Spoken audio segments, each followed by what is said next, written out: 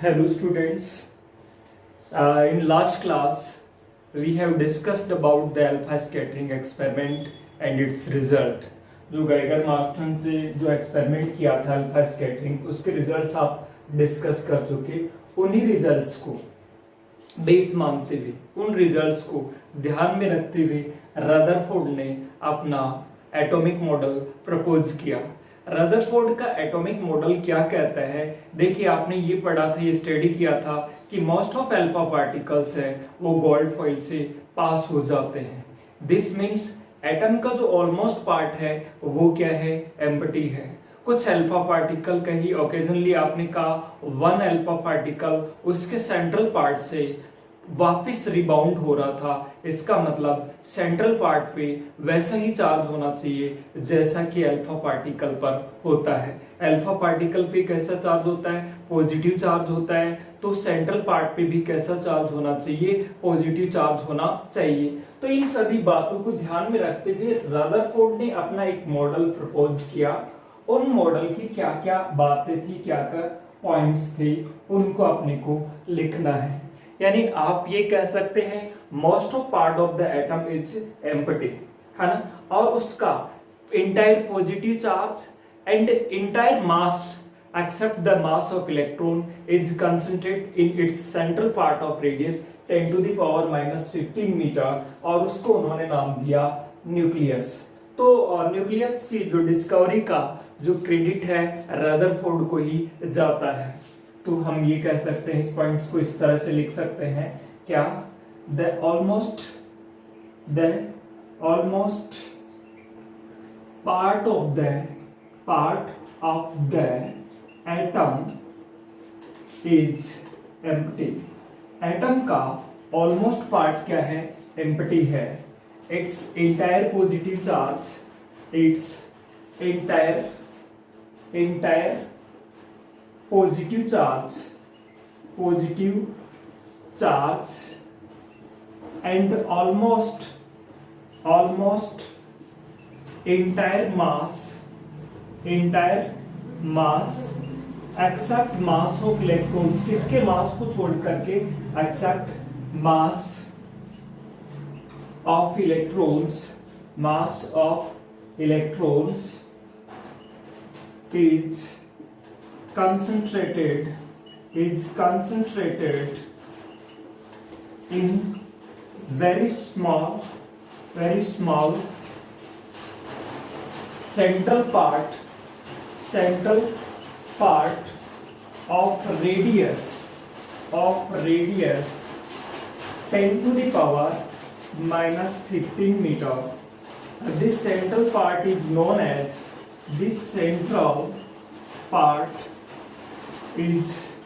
called nucleus.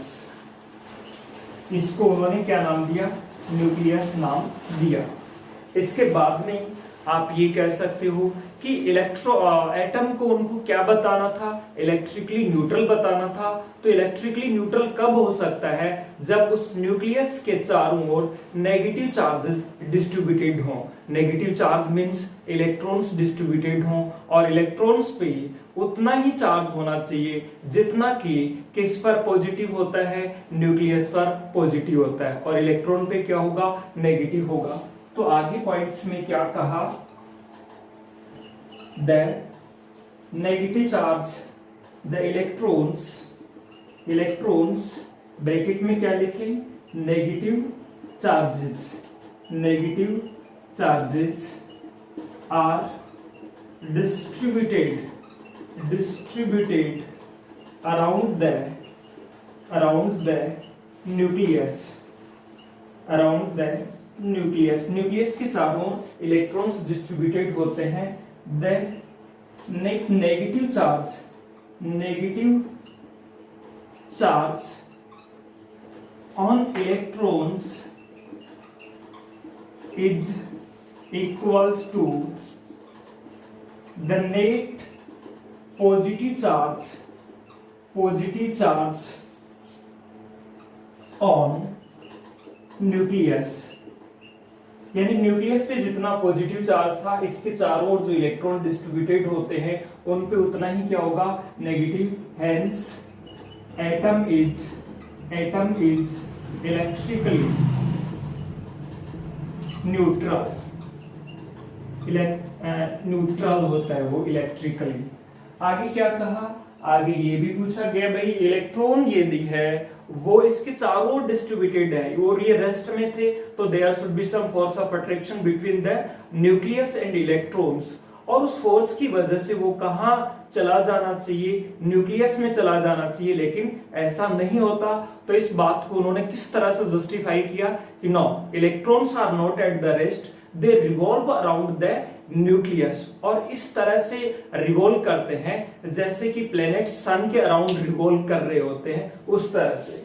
तो क्या कहा, इलेक्ट्रॉन्स आर, थर्ड पॉइंट था, electrons are not at rest, they revolve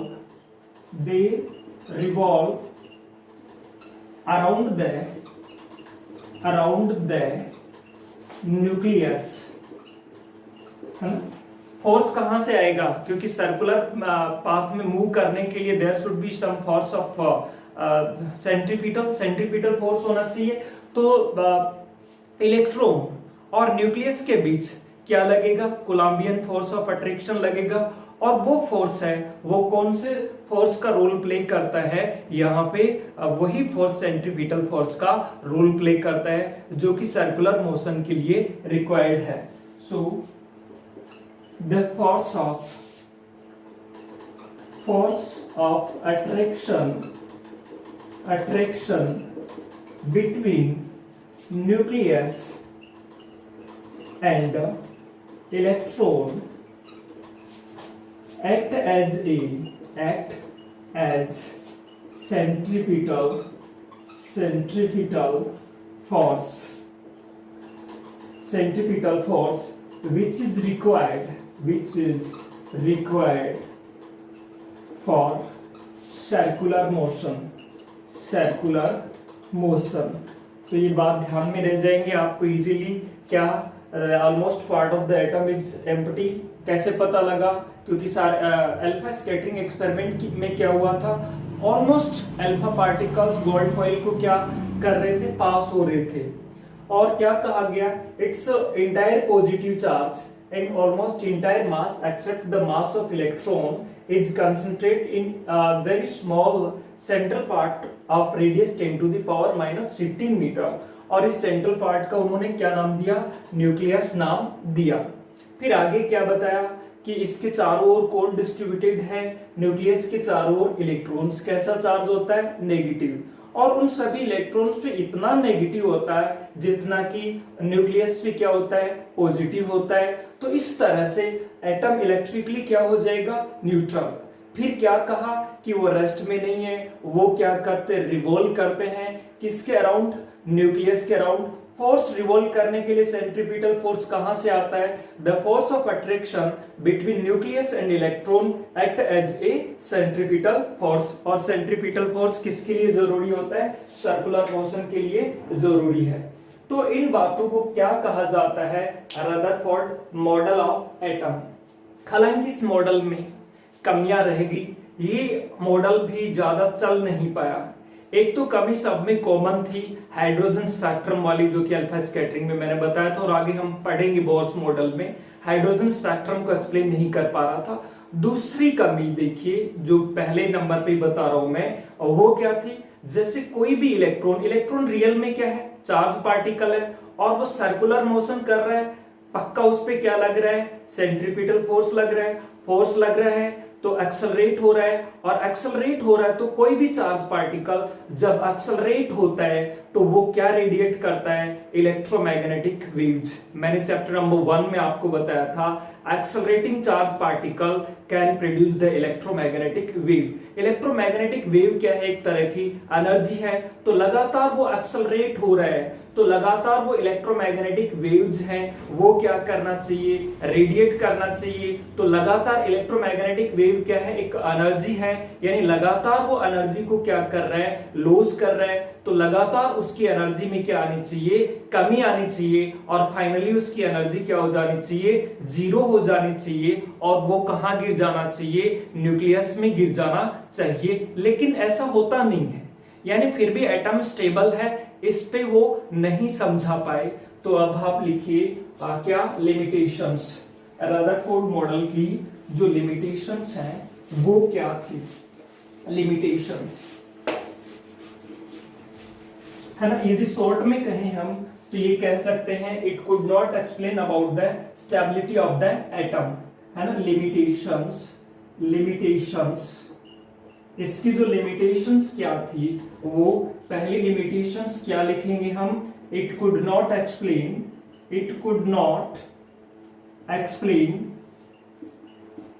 stability of the atom, stability of the atom, atom की stability को explain नहीं कर पाया।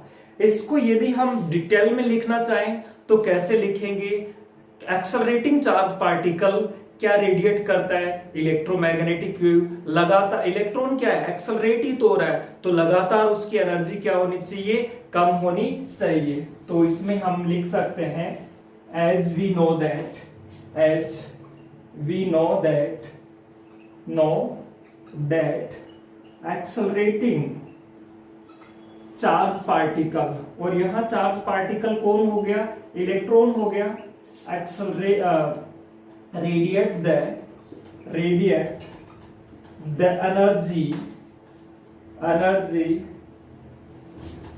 in the form of electromagnetic waves, electromagnetic waves किस फॉर्म में, EM किसके लिए आया है, इलेक्ट्रोमैग्नेटिक के लिए। So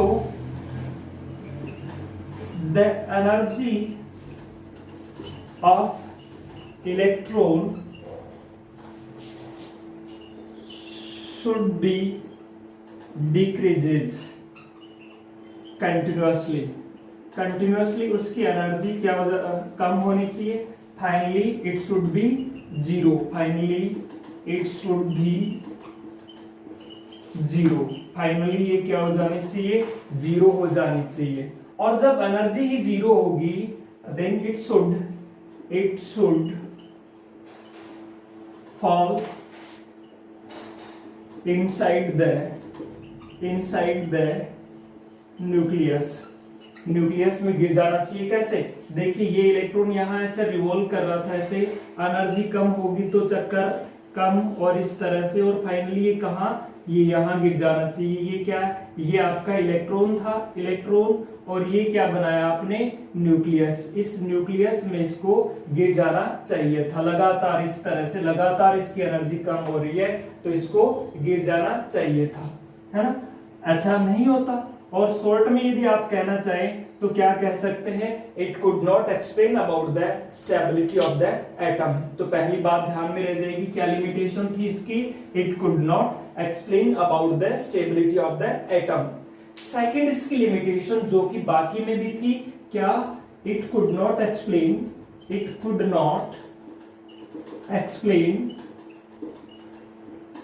about hydrogen, it could not explain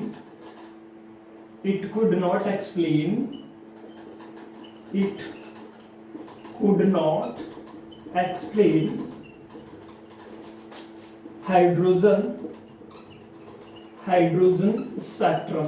ये दोनों में ही थी, हाइड्रोजन स्पेक्ट्रम को कौन सा, थॉमसन वाला मॉडल भी एक्सप्लेन नहीं कर पा रहा था, और हाइड्रोजन स्पेक्ट्रम को ये भी एक्सप्लेन नहीं कर पा रहा था। तो जिसके चलते फिर किन्होंने, बोहर ने अपना न्यू मॉडल प्रपोज्ड किया। अब हम बात करेंगे बोहर के एटॉमिक मॉडल की। तो लिखिए आप, ये लिखिए, है ना। अच्छा, इसको इनसाइड इन द न्यूक्लियस, इसका जो दूसरा नाम है इस मॉडल का, और वो क्या है, न्यूक्लियर मॉडल भी कहते हैं, है ना। इसको हम बोलते हैं, जैसे थॉमसन वाले मॉडल को हम क्या बोलते थे, प्लम्बुडिंग मॉडल, और इसको क्या बोला जाता है, न्यूक्लियर मॉडल भी कह देते हैं। एटम का कौन सा मॉडल, न्यूक्लियर मॉडल, है ना। तो ये समझ गए, यहाँ क्या लिखा हुआ है, it could not explain about the hydrogen spectrum. ये लाइन क्या है, it could not explain about the hydrogen spectrum. अब देखिए हम बात करते हैं कौन से मॉडल की, बोहर के एटॉमिक मॉडल की। हाइड्रोजन के लिए और हाइड्रोजन लाइक आयंस के लिए। सो नेक्स्ट है आपका boards atomic model for hydrogen atom and hydrogen like ions, है ना। तो है boards atomic model for hydrogen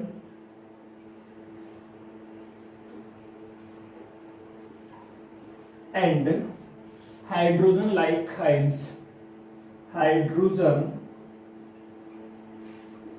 like ions, है ना। ये क्या था, इसको देखिए बोहर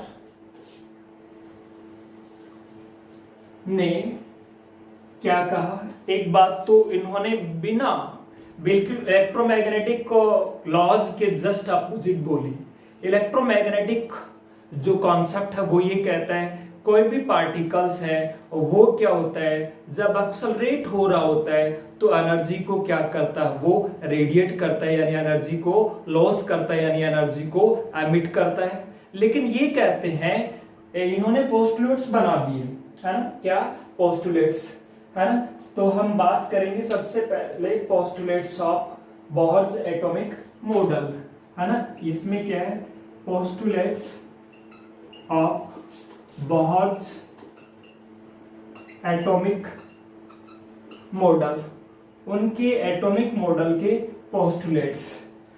पोस्टुलेट्स में क्या कहा गया है, फर्स्ट पोस्टुलेट में ये कहा गया है कोई भी इलेक्ट्रॉन जब स्टेशनरी ऑर्बिट में रिवॉल्व कर रहा है। स्टेशनरी ऑर्बिट का मतलब है जैसे ये न्यूक्लियस है, फर्स्ट है तो फर्स्ट में ही कर रहा हो, सेकंड है तो सेकंड में ही रिवॉल्व कर रहा हो, यानी स्टेशनरी ऑर्बिट में जो रिवॉल्व कर रहा है न एनर्जी को एमिट करता और न ही एनर्जी का गेन करता, यानी न तो एनर्जी लॉस करेगा और न ही एनर्जी को गेन करेगा। आपके हिसाब से तो जो क्या होना चाहिए, लगातार रिवॉल्व कर रहा है तो उसकी एनर्जी में कमी आनी चाहिए इलेक्ट्रोमैग्नेटिक थ्योरी के अकॉर्डिंग। लेकिन इन्होंने क्या कहा, इन्होंने अपना कॉन्सेप्ट ही बना दिया।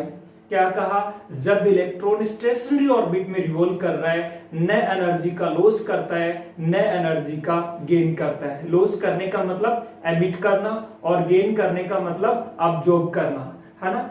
जब इलेक्ट्रॉन स्टेशनरी ऑर्बिट में रिवॉल्व करता है न एनर्जी का लॉस करता है और न ही एनर्जी का गेन करता है, तो उसको रिवॉल्व करने के लिए फोर्स कहां से आया, तो उस बात में क्या कहा, the force of attraction between the nucleus and electron act as a centrifugal force which is required for the circular motion. देखिए आपने कहा कि यहाँ इसके न्यूक्लियस पे चार्ज कितना होगा, यदि न्यूक्लियस यदि आप कहें हीलियम का है तो +2e होगा क्योंकि 2 इलेक्ट्रॉन चले गए, लिथियम का है तो +3 ही होगा, है ना, या किसी का भी है तो Ze होगा, Z जहां पे उसका क्या होगा एटॉमिक नंबर, तो यहाँ तो चार्ज कितना होगा +Ze, और यहाँ कौन रिवॉल्व कर रहा है इलेक्ट्रॉन, तो इलेक्ट्रॉन पे चार्ज कितना है -e, तो इनके बीच में कोलंबियन फोर्स होना चाहिए K(Q1 Q2) divided by r², और वो जो फोर्स है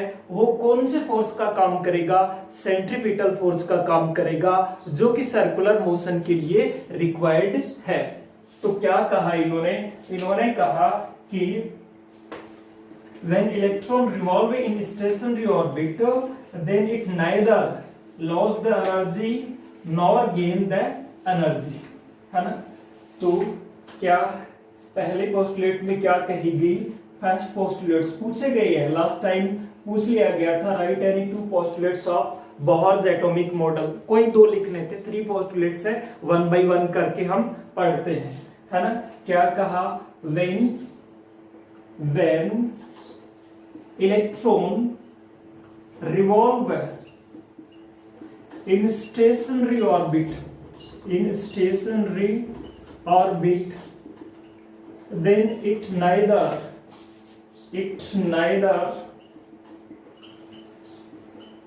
lose nor gain the energy. Stationary का मतलब समझ रहे हैं ना, एक ही ऑर्बिट में, फिक्स ही ऑर्बिट में हो, है ना। तो the force of attraction the force of attraction between BW between के लिए लिखा गया है, between electron and the nucleus act as a centripetal force which is required for circular motion। इसको मैथमेटिकल वे में आप इस तरह से लिख सकते हैं, ये कौन है, न्यूक्लियस, चार्ज कितना है, Ze, यहाँ कौन रिवॉल्व कर रहा है, इलेक्ट्रॉन पे चार्ज कितना है, माइनस का E, और ये डिस्टेंस क्या है, रेडियस ऑफ ऑर्बिट के इक्वल। तो आपने ये पढ़ा था ना k q1 q2 divided by r square, है ना, कूलम्ब्स में यही तो सीखा था ना, F is equal to k q1 q2 divided by r square. तो यहां से आप k q1 charge on nucleus, q2 magnitude of charge on electron E हो जाएगा डिवाइडेड बाय r स्क्वायर, है ना ये। और ये फोर्स किसके इक्वल होना चाहिए, सेंट्रीपिटल फोर्स के इक्वल होना चाहिए। सेंट्रीपिटल फोर्स का फॉर्मूला क्या बताया था आपको 11th में, mv²/r। तो इसको हम मैथमेटिकल वे में लिख सकते हैं क्या, कि ये जो फोर्स है क्या है, k Ze into E divided by r square is equals to किसके इक्वल, सेंट्रीपिटल फोर्स की, यानी mv²/r के इक्वल। या फिर इसको थोड़ा सा सिंप्लीफाई करके हम लिखना चाहें तो इस तरह से भी लिख सकते हैं कि Ze² divided by r square is equals to mv²/r। ये फर्स्ट पोस्टुलेट का मैथमेटिकल फॉर्म है। फर्स्ट पोस्टुलेट क्लियर हो गया, ये है ना, यानी स्टेशनरी ऑर्बिट में एक फिक्स ऑर्बिट में रिवॉल्व कर रहा है, न एनर्जी का लॉस करेगा न एनर्जी का गेन करेगा। The force of attraction between electron and nucleus, वो कौन से फोर्स का रोल प्ले करेगा, सेंट्रीपिटल का, जो कि सर्कुलर मोशन के लिए रिक्वायर्ड होता है ना। तो ये फर्स्ट पोस्टुलेट था। अब हम बात करते हैं सेकंड पोस्टुलेट की। फर्स्ट पोस्टुलेट ध्यान में रह गया, इसको अच्छे से ध्यान रखिए। अब हम बात करते हैं सेकंड पोस्टुलेट की, है ना। सेकंड पोस्टुलेट में क्या कहा गया है, सेकंड पोस्टुलेट में कहा गया है, अच्छा सेकंड पोस्टुलेट बताने से पहले आपको मोमेंटम पता है, लीनियर मोमेंटम और एंगुलर मोमेंटम। 11th क्लास में आपने ये सीखा कि मोमेंटम जो है, मोमेंटम है वो होता है क्या, मास इनटू वेलोसिटी। ये कौन सा मोमेंटम था, linear momentum, mass into velocity. और एंगुलर मोमेंटम का जो फॉर्मूला है वो होता है angular momentum is equals to mv/r। m mass of the particle, v is the velocity of the particle and r is the radius of circular path, है ना, जिस सर्कुलर पाथ में वो मूव कर रहा है उस पाथ की रेडियस। तो एंगुलर मोमेंटम का क्या फॉर्मूला है, mvr होता है एंगुलर मोमेंटम के लिए। तो बोहर के सेकंड पोस्टुलेट में कहा गया कि आप अपनी मन मर्जी की, आप अपने हिसाब से ऑर्बिट नहीं बना सकते, है ना। सिर्फ इलेक्ट्रॉन उन ही ऑर्बिट में रिवॉल्व करता है जिन ऑर्बिट में उसका एंगुलर मोमेंटम h/2π या उसका इंटीजर मल्टीपल हो।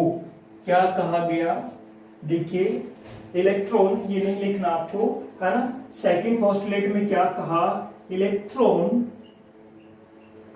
Revolve only in those orbits in which its angular momentum या their angular momentum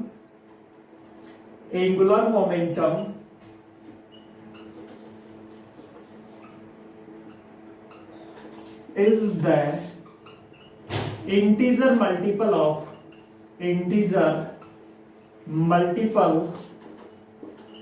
of h upon 2 पाई। ये h मैंने आपको फोटो इलेक्ट्रिक इफेक्ट वाले चैप्टर में बताया था, है ना। उसी में मूव कर सकता है, मूव करेगा ये। तो इसको मैथमेटिकल वे में कहें, है ना, h अपॉन 2 पाई, इसको हम मैथमेटिकल वे में कहें तो mvr, ये क्या है, एंगुलर मोमेंटम। किसका इंटीजर मल्टीपल हो, h अपॉन 2 पाई का इंटीजर मल्टीपल, जहां पे n क्या है, इंटीजर है, जिसकी वैल्यू 1 2 3 4 5 है ना, ये हो सकती है, और इनको क्वांटम नंबर भी कहते हैं। तो ये मैथमेटिकल फॉर्म है। बात समझ में आई क्या, ये एंगुलर मोमेंटम, और ये क्या होना चाहिए, h अपॉन 2 पाई या उसका integer multiple, where n is called quantum number, और n की जो वैल्यू है वो क्या होगी, 1 फर्स्ट ऑर्बिट के लिए 1, सेकंड ऑर्बिट के लिए 2, थर्ड ऑर्बिट के लिए 3, और इस तरह से। ये बात समझ में आई। इलेक्ट्रॉन सिर्फ उन्हीं ऑर्बिट में रिवॉल्व करता है जिन ऑर्बिट में उसका angular momentum h upon 2 pi या उसका इंटीजर मल्टीपल हो, उसी ऑर्बिट में। ये क्या है, एंगुलर मोमेंटम। ये क्या होना चाहिए, h अपॉन 2 पाई या उसका इंटीजर मल्टीपल होगा, उसी ऑर्बिट में इलेक्ट्रॉन रिवॉल्व करेगा, है ना। अच्छा, इसको बोला जाता है बोहर की कौन सी, क्वांटम कंडीशन। तो यहां मैं लिख देता हूं, this is called Bohr's quantum condition, है ना। सेकंड पोस्टुलेट में जो कंडीशन है इसको बोला जाता है बोहर की कौन सी कंडीशन, क्वांटम कंडीशन। ये समझ में आ गया। अब हम बात करने वाले हैं बोहर के थर्ड पोस्टुलेट की। सेकंड तो आपके अच्छे से समझ में आ गया, electron revolve only in those orbits in which it's angular momentum is integer multiple of h upon 2 पाई। अब देखो आगे क्या कहा गया है कि इलेक्ट्रॉन ट्रांजिशन कर सकता है। ट्रांजिशन करने का मतलब आप जानते हैं, अपने ऑर्बिट को छोड़ करके दूसरे ऑर्बिट में चला जाना, उसको क्या कहा जाता है, ट्रांजिशन। जैसे मान लीजिए ये न्यूक्लियस है और ये ऑर्बिट है और ये दूसरा ऑर्बिट है। अब यहां से इलेक्ट्रॉन यहां जा सकता है, यहां उसको किसने पकड़ रखा है, कौन अट्रैक्ट कर रहा है, न्यूक्लियस अट्रैक्ट कर रहा है। तो यहां से यहां जाने के लिए उसको क्या चाहिए कि एनर्जी। यहां मान लीजिए उसकी एनर्जी है En1 और यहां जाने के लिए एनर्जी होनी चाहिए En2। तो ये एनर्जी कम है तो उसको एनर्जी क्या करनी पड़ेगी, आपको देनी पड़ेगी। भाई ज्यादा नजदीक है ये और इसको छुटवाना है यहां से, तो आपको एनर्जी क्या देनी पड़ेगी, और ज्यादा। तो और ज्यादा एनर्जी दी, मान लीजिए वो एनर्जी इसके इक्वल होगी तो यहां आ जाएगा। एनर्जी और ज्यादा दी तो वो एनर्जी इसकी इक्वल होगी तो यहां मूव कर जाएगा। बात समझ में आई। यानी इलेक्ट्रॉन ट्रांजिशन कर सकता है। ट्रांजिशन करने का मतलब होता है अपने ऑर्बिट को चेंज कर लेना। दोनों ही केस में जैसे ही वो लोअर ऑर्बिट से हायर ऑर्बिट में जाता है तो वो एनर्जी को क्या करेगा, अब्जॉर्ब करेगा। अब्जॉर्ब का मतलब गेन करेगा। कोई भी इलेक्ट्रॉन एनर्जी को गेन करके लोअर ऑर्बिट से हायर ऑर्बिट में जा सकता है, या जब वो हायर से लोअर में आता है तो एनर्जी को क्या करता है, वो लॉस करता है। ये किन में कहा गया, थर्ड पोस्टुलेट में। तो थर्ड पोस्टुलेट लिखिए। थर्ड में क्या कहा गया, electron can make transition, electron can make transition either by absorbing, absorbing का मतलब हुआ emitting,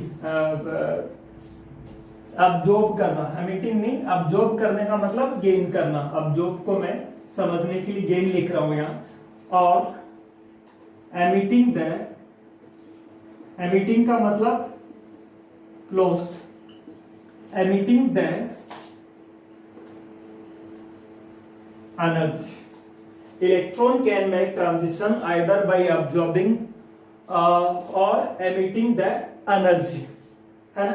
अच्छा क्या होगा, when लोअर से हायर में जाएगा तो एनर्जी को क्या करेगा, अब्जॉर्ब करेगा और हायर से लोअर में जाएगा। क्योंकि मान लीजिए ये मैंने ये कहा आपके पास में, ये जैसे कोई ये था, इसमें हाइड्रोजन एटम की बात कर रहा हूं, कोई भी एटम होगा, मान लीजिए या इसके पास एनर्जी है नहीं है, तो ये एनर्जी इसने ये लगा रखी है, तो हम कहेंगे नेगेटिव है, -13.6 इलेक्ट्रॉन वोल्ट है जैसे। और मान लीजिए यहां रहने के लिए उसको एनर्जी चाहिए -3.4 इलेक्ट्रॉन वोल्ट, तो ये लगभग आप 10 इलेक्ट्रॉन वोल्ट एनर्जी और देंगे इसको, जब जाकर के इतनी एनर्जी होगी तब वो यहां जा पाएगा। तो आपको एनर्जी क्या करनी पड़ी, देनी पड़ी, और एनर्जी देने के बाद में इतनी होगी तो ये ट्रांजिशन कर जाएगा सेकंड ऑर्बिट में। लेकिन सेकंड ऑर्बिट में फिक्स नहीं है, क्योंकि हाइड्रोजन में तो इलेक्ट्रॉन कौन से ऑर्बिट में रहता है, फर्स्ट में। तो क्या करेगा, जैसे ये हायर से वापिस इसमें आएगा, है ना, हायर से लोअर ऑर्बिट में आएगा, तो एनर्जी को क्या करेगा, ये एमिट करेगा। और कितनी एनर्जी एमिट करेगा, इन दोनों के डिफरेंस के इक्वल, यानी जितनी एनर्जी वो लेके गया था वो एनर्जी किस फॉर्म में एमिट करेगा, फोटोन की फॉर्म में। तो हम कह सकते हैं व्हेन, यहां ये लिख सकते हैं when electron make transition from higher energy level to lower energy level, lower, ये हायर है और ये लोअर है, लोअर एनर्जी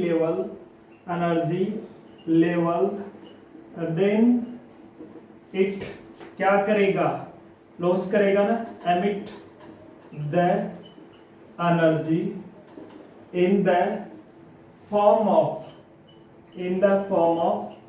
फोटोन। और फोटोन की एनर्जी पिछले चैप्टर में मैंने आपको क्या बताई थी, एच न्यू बताई थी। मान लीजिए लोअर एनर्जी लेवल है, उसमें एनर्जी है En1 और हायर में एनर्जी कितनी है, En2, तो वो कितनी एनर्जी रिलीज करेगा, En2 माइनस En1। तो इसको हम लिख सकते हैं, कितनी एनर्जी रिलीज करेगा वो लिख सकते हैं in the energy in the form of discrete energy packet कह सकते हैं, या फोटोन। और वो एनर्जी कितनी होगी, En2 माइनस En1, और ये होगा h न्यू जहां पे क्या है, फ्रीक्वेंसी है। इसको बोलते हैं, जैसे पिछला सेकंड पोस्टुलेट को आपने क्या बोला था, क्वांटम कंडीशन। इसी तरह से ये जो कंडीशन है इसको बोला जाता है बोहर की कौन सी, फ्रीक्वेंसी कंडीशन। इस कंडीशन को आप बोलेंगे क्या, फ्रीक्वेंसी कंडीशन। अच्छा, इसका उल्टा भी हो सकता है भाई, जस्ट अपोजिट भी हो सकता है। जब वो एनर्जी अब्जॉर्ब करेगा, एनर्जी अब्जॉर्ब करने के बाद में लोअर एनर्जी से कहां चला जाएगा, वो हायर एनर्जी लेवल में शिफ्ट हो जाएगा। तो ये बोहर के जो पोस्टुलेट्स थे, है ना, 3 पोस्टुलेट्स हैं, एक बार फिर से इनको देख लेते हैं। फर्स्ट पोस्टुलेट में क्या कहा गया था, जब इलेक्ट्रॉन स्टेशनरी ऑर्बिट में रिवॉल्व कर रहा है, नया एनर्जी का लॉस करता है, नया एनर्जी का गेन करता है ना। The force of attraction between nucleus and electron act as a centripetal force which is required for circular motion. Mathematical form क्या था, k ZE² divided by R² is equal to mv² upon R, है ना। Second में क्या बताया था, second postulate में आपको ये बताया था कि इलेक्ट्रॉन सिर्फ उन्हीं ऑर्बिट में रिवॉल्व करता है जिनमें उसका एंगुलर मोमेंटम मींस mvr किसके इक्वल हो, h/2π या उसका इंटीजर मल्टीपल हो। मैथमेटिकल फॉर्म क्या बताया था, mvr is equal to nh/2π। ये बोहर का कौन सा पोस्टुलेट था, सेकंड।